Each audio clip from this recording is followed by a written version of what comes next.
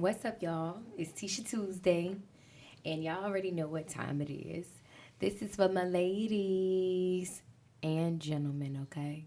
Because y'all know this Tisha Tuesday is a very, very serious Tuesday because this is the second time I will be returning back to the city council for the city council meeting, which is tonight at 7 p.m. 810 Union Street, Norfolk, Virginia, 23510. Since everybody want to act like they do not know what City Hall is, it's a place where you pay your personal property tax at. That's the place. Okay? It's a place right downtown, right across the street right across the court, I would say, from the court.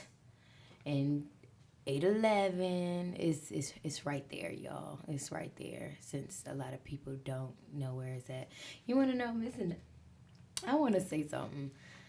Nowadays, it's like people are like they don't ever want to look up stuff. Like you tell somebody, oh, it's at so and so. Well, where that's at? Like I would have to go on Google just like you would to find out what it is. You could go ahead and spare a little bit of time, but yeah, this is serious, y'all. At the end of the day, we want a traffic light, but we have to remember that a 12-year-old lost his life, and we just want to, and going forward, we want to prevent that so that nothing like that ever, ever, ever happens again. Like, we don't ever want anything like that to happen to anybody's child. Gregory was only 12 years old with a bright future ahead of him. He could have been, anything that he wanted to be. He was gonna be a future Spartan. Like myself. I'm an issue alumni. He wanted to go to Norfolk State. So we all are as just responsible for showing up for him because he was gonna be one of our own. For those, who listen to the podcast and have graduated from Norfolk State or any HBCU for that matter. you know. So I encourage everybody to come out tonight, stand with me, and you don't even have to say anything. I'm going to go up there and I'm going to say everything. Well, not even everything, because the City Hall meetings are every second and fourth Tuesday, and I ain't got nothing to do on Tuesday. It's Teach Tuesday. So I'll be right there at the City Hall meeting finding out what's going on in the city, which I just came across the article, which was a couple of years. It was back in 2016. How they Ivanka Trump, she has something in place about I think it's called zero opportunities or something like that. You will have to look it up, but pretty much it's to bring private investors, into Norfolk, and basically, them investing in property in the low income areas and all of that stuff. So with them doing that, our mayor met with Donald Trump a couple years ago, and basically they're in agreement to bring more investors into the city and build properties and everything. And where they need to build the property, of course, is our very own beloved Youngs Park, Cary Park, Tidewater Park. So yeah, soon those will be no more. And that's the type of stuff. I mean, granted, those are the projects, and it should be, to me, my own personal opinion, it should be like a stepping stone. Those who, live out the projects and all that stuff. Eventually, you want more than just those cinder block walls. Like, I'm pretty sure, it's. I understand that, okay, rent, it is what it is, and but you're not owning nothing. That's not building generational wealth, within a community by, staying in these low income based homes, not paying rent or whatever type of assistance, and you not owning nothing. You have to worry about people coming in your house when you're not there, inspections and all that different type of stuff. Like, that's not ownership. And, just we as Black people, we need to take ownership of, our communities. And taking ownership of our communities is simple stuff like standing up and saying that we need a traffic light. We need to install, different speed bumps in our neighborhoods, different things, that we need to have in our communities, in our neighborhood. And that's what the city council meetings are for, to listen to what's going on, as well as give our input on what we do want and what we don't want. We are just leaving our lives, our livelihood in the hands of people to make decisions for us. And I feel like I'm a little better than that, to just have my life, in someone else's hands, for them to just make decisions for me. But I guess, living in America and, being a citizen of this society, there are just things that, I have to do, in order to basically stay afloat and basically to live, all of us. However, the places that we live, those are the places that we can control, is where we pay our money, but people who, of course, pay rent, who don't own their homes, you basically have to, go with, the policies and things that are set in place for, for while you're there.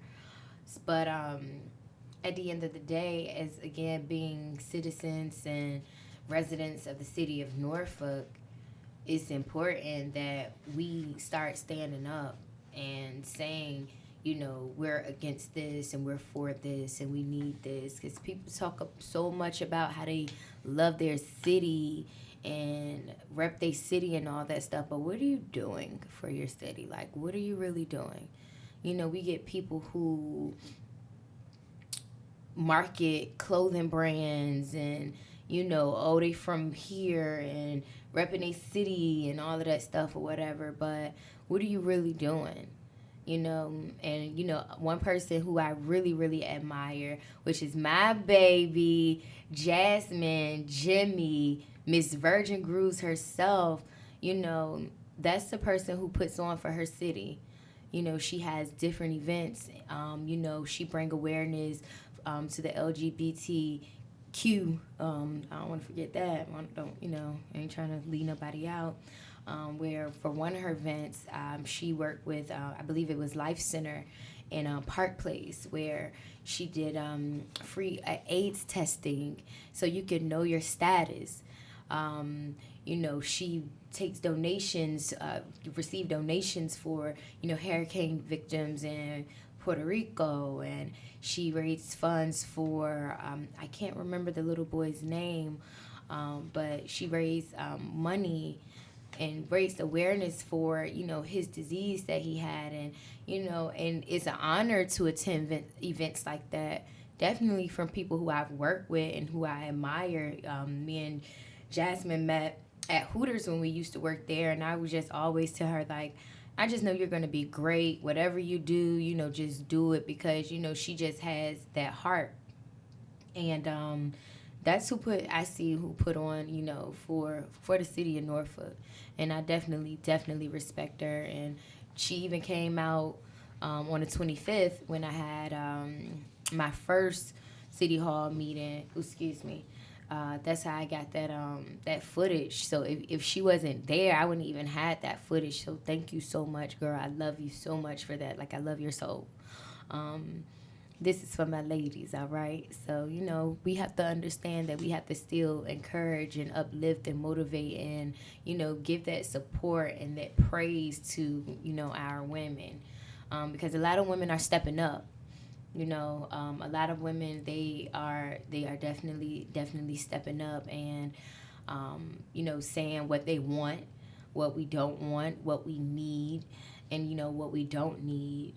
And it just goes, like how powerful women are. Women are very, very powerful.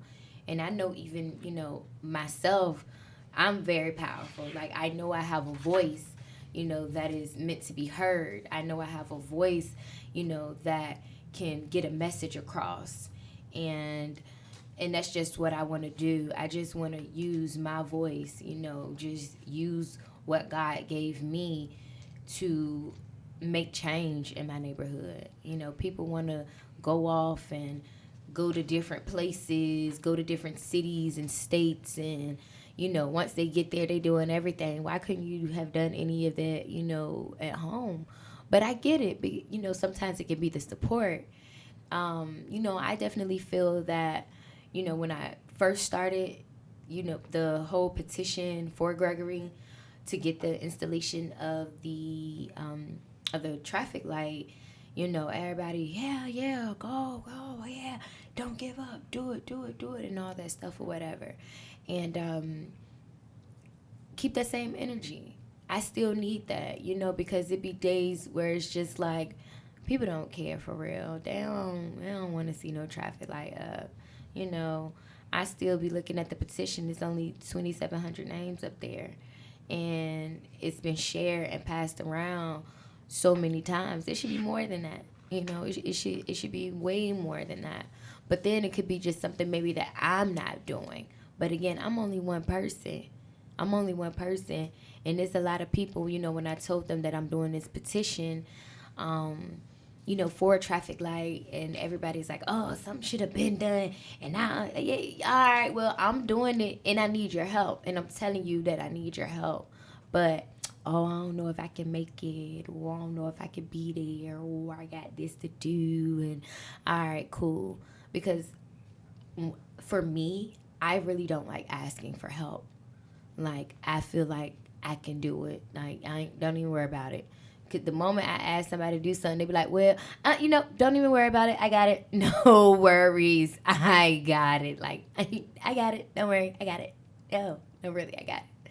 But, yeah. So, it has been, it's been a journey, even in just these couple of weeks, that I have been doing this, because I have to constantly, in my mind, prepare myself for, if anything doesn't happen, or, if it isn't, what ifs, and I guess I don't want to, I just want them to put up the traffic light. And I just want to know, what it is that we need to do. Like, do we need to raise some money and you say, hey, we got this much money, put up the traffic light, something like that. I don't want it to be, because at the end of the day, what I have been praying to God was, take me out of this. Like, if there's any sort of self-gain or anything that I'm trying to get from this, like, just stop it, But then that next morning, like I talked about, it's just everything has been going. Meeting the parents, and then, seeing Rhoda Young out there. It's just like every single day it was something. Every single day, I was getting this motivation, this new strength to just go and to just do it. Every single day, every morning and every afternoon. And then at night, I go to sleep and I'm like, okay, so in the morning when I get up, I got to do this. I have to do this. I need to go here just to make. And then everything just goes different, because I'll leave and I'll run into this person and all of this stuff or whatever. So I knew God was just telling me, like, go, go.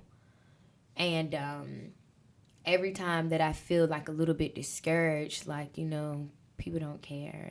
Don't nobody care. People aren't as compassionate as I think they are. People don't have the same heart as me and all of that stuff or whatever. But then the moment I start to think like that, God always sends me confirmation through somebody, when I'm out in the drive-thru getting an iced coffee and a bagel, and somebody like, hey, ain't you that girl that's doing that petition? I'm like, yeah. Did you sign it? Yep, I signed it on Facebook. I'm like, okay, cool, awesome. Or to be all the way out in Richmond and telling somebody about it, and then to go on the petition, they signed it. It's been like that. Or somebody telling me, Like, oh, you remind me of one of those stories in the Bible. I'm like, what, Ruth or Esther? Which one is it? And they're like, nah, it's the parable of the widow. I'm like, oh, okay. But basically, in the story, Jesus told the parable of the woman who kept going to the judge. And, they said in the Bible that the judge neither feared God or feared anybody or feared anything. But the widow kept going to the judge with her request all the time, just going. She was just so persistent. And that's it. The parable of the persistent widow. That is just, and it's in Luke.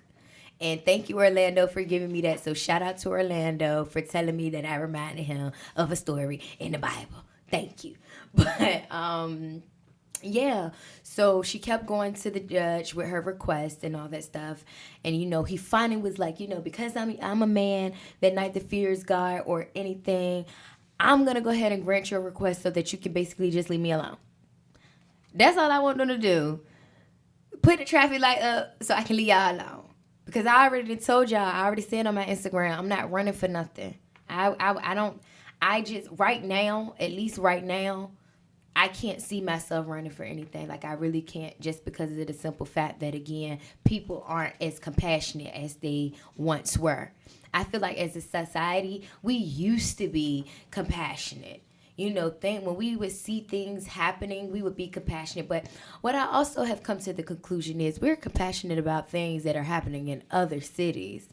We were compassionate about Mike Brown. We were compassionate about Trayvon Martin. We was compassionate about stuff that happens, outside of our city, outside of our state. But when something is happening right in your backyard, where you at? Raise your hand. Where y'all at? This was a tragedy. That was a horrific incident that happened to a 12-year-old boy. Parents. Imagine. Like, really, just imagine you telling your child that they could go to a library because they wanted to go and retake a test because they got an A-. Gregory had an A- on a test and he wanted to retake it so he could get an A. So it's not like he was just, again, at the library, spending the whole 2 hours just playing video games, computer games. No. He was going there to attain something. So just imagine, parents. You tell your child, okay, you can go to the library. You've crossed the street with them before, and you just like, okay, you can go ahead because it's right there. I mean, it's really right there. Even if his mother walked to the corner and stood right there, she could see him even going into the library. It's right there. So it's not far like, oh, he shouldn't have been walking by himself. He's 12 years old. We was doing a lot of things by ourselves at 12 years old. I mean, I know I was doing a lot of things. I was walking places by myself at 12 years old. I was cooking on a stovetop, at 12 years old. I was babysitting at 12 years old. So there are things that, 12-year-olds do, like, a certain amount of independence that a parent gives a 12-year-old. And something, walking to the library, that's just something that we encourage. Go to the library. Go pick up a book. Go read. Imagine your son coming, you or your daughter, anybody, leaving the library, and he's coming across the street to come home, and you get a phone call saying that your child is dead. They believe that your child down there laying in the street, ran over by a box truck. You can't even imagine that. You don't want to imagine that. Because you don't want to feel that. But this woman has to feel that every single day. Every single day. We have to start caring about things. No, I didn't know Gregory. But I know Norfolk. I know my city. I know my community. And I feel like I know them a little bit better. Like, that they're better and they want better. We always talking about, oh, this when it happened in the white neighborhood, or this when it happened again. Well, let's keep that same energy. Let's build our communities up so when stuff happens, they come running like we the white folks. They come running like we ain't get. We have to want our neighborhoods to be better. We have to want to push out the violence. I don't like who people stop being so silent when it's time to speak. Y'all speak up about everything else. Let somebody ask y'all what's going on with a celebrity and what you think about that and all of that stuff. You'll be the first person. Oh yeah, da da da da da da da. And I think let's allow that same passion that we have when we're talking about things that really don't mean nothing, that really don't affect you. Let's direct that same energy towards things that can make it back, make our community and make our neighborhoods and make our cities better. We need that traffic light. We need to keep Gregory's legacy alive so that he doesn't die twice. Because the second time he died is when we forget. When we just, okay, 2 weeks, 3 weeks, all right. No. They done took the little police speedometer up. They done took that up already. Okay. So what y'all taking it up because what y'all gonna put something up now? We have to continue. Like I talked about in my first podcast, we have to hold these city council people accountable. Whether you voted or not, whether you went out and voted, for these people, we have to hold them accountable for why we put them in those seats, for why they're there. Come out tonight. City Hall, 7 p.m., 810 Union Street. Come out and let them know that we need and we want that traffic light. Tisha Tuesday. Thank you, and I'll talk to y'all next week.